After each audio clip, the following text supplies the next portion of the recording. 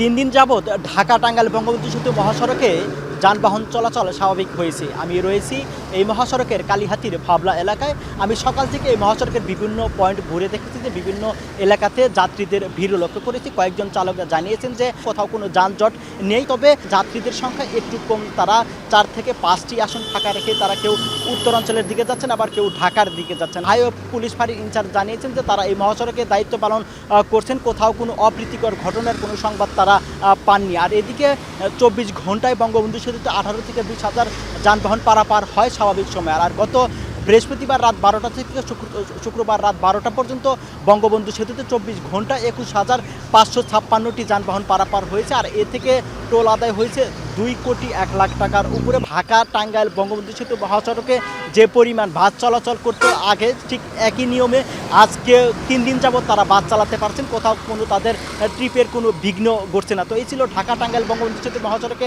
যান চলাচলের সবশেষ তথ্য।